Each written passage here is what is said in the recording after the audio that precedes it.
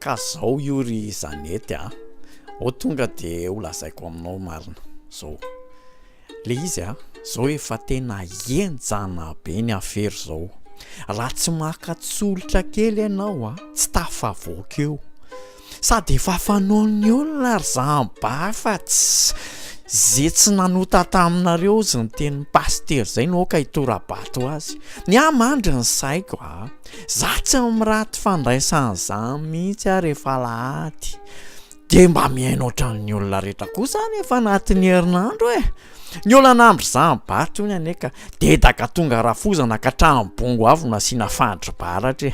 aleo mba mianina ny fiainana tsotsotra ho fa tsy de hoe masina be nandrainy tompo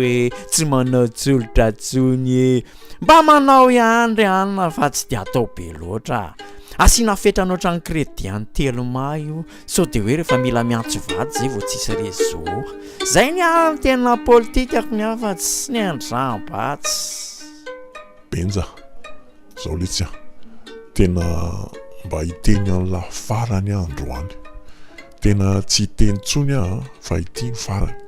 satria efa hitako hoe leo be la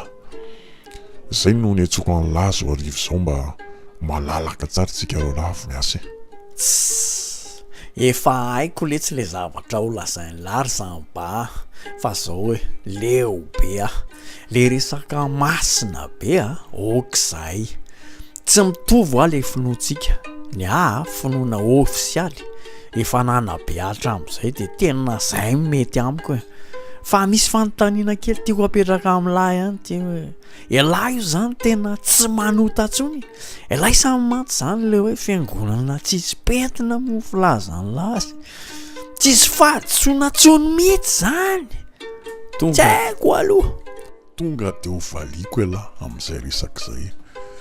tena tsy afaka miambo mihitsy hoe tsy misy fahatsona intsony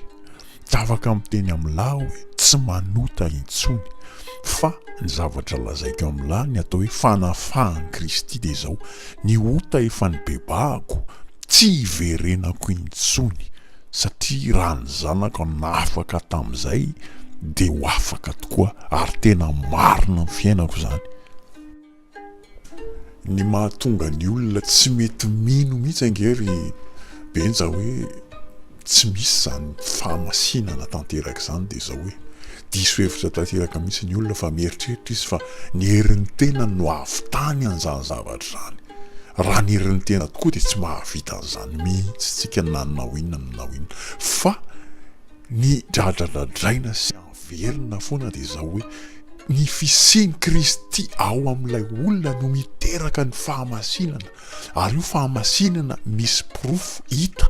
amin'ny fiainany izy manokana de mahita hoe tsy voagejan'ny ota intsony izy noho ny fisian'i Kristy zay le fiainam-pahamasinana fa ho an'ireo tsy mino an'izay de tonga de avadika foana le fanontaniana hoe de tsy manota intsony zany zay foana no asesika tsy zay le tiana ambara fa rehefa tsy te azo moa ny olona de tsy